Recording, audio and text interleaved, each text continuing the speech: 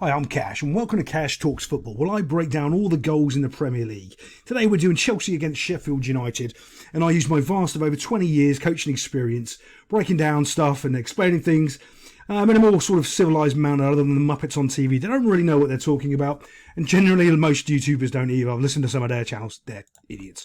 Right, what I'm going to talk about here is that Chelsea are not good by any means, and I spent the whole day watching them and looking at them, and they have more balance. When they take what's his name, Fernandes out the team in centre midfield, they do look far more balanced as a unit.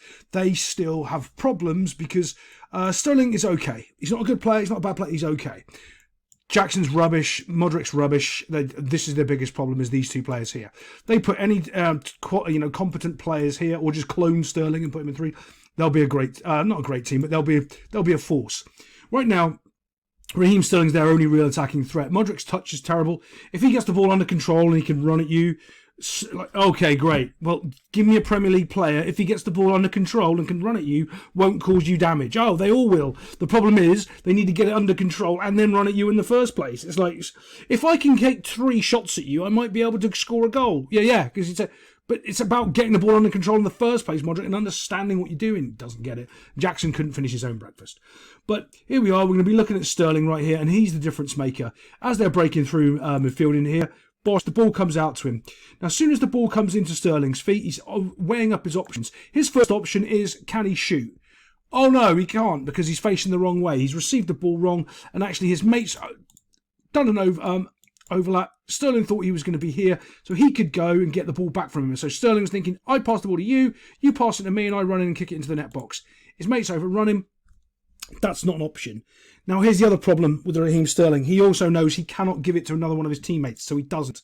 So he turns, looks at how much space he's got, sees where the goal is, and starts driving towards it. Okay? As he drives towards it, oh, not yet, hold on, get ahead of myself. He fronts him up first, and then he goes to drive towards it. As he does that, you can see that there's nobody there in the box except for Monsieur Jackson. He ends up getting on the end of this cross. But all of this comes from Sterling's turn of pace, slowing everybody down, beating him to the byline and whipping this ball in across, which he does a really, really good job of it. Bump, ball comes across and it's a tap-in. And he gets himself a goal. Yeah, not bad, but it all comes down from Sterling slowing the game down and then injecting his pace. If he injected his pace straight away, the defender probably would have caught him. But the fact he slowed him down in the first place and then accelerated created that goal. Let's get on to the next one. This goal's just a complete and utter mess. Just watch this. This is all about quality of pass. Understanding where you're passing the ball, how you need to pass it, and selecting the right pass to do. This guy just basically whaps it into Sterling, or almost waist height. Go on then, lad, deal with that. Chips it into him. What's he going to do with that? That means his first touch has to be a controlling motion, because it's clearly the only way he can strike it is if it's coming onto his left foot. It's not. It's coming onto his right foot. So he has to try to control it with his first touch, because how bad your pass is. Like, everything here is wrong. Then the next thing we know is a bit of course his first touch is bad. Actually, Sterling's first touch has never been good. He's one of those players that's been so quick, you miss his first touch being bad because he makes up with it and doesn't lose it.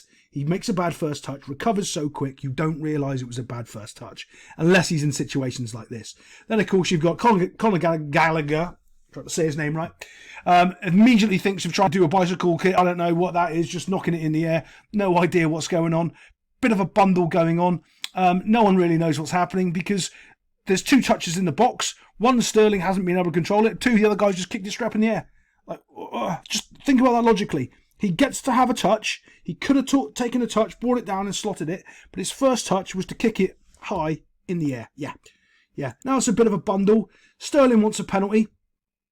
You'll see that in a minute because he's pushed. It's never a penalty, by the way. If you look at it, and I'm going to come to this in a second, right at the end of the play. Right, watch what Sterling's reaction is. How the ball goes down here to the to the byline.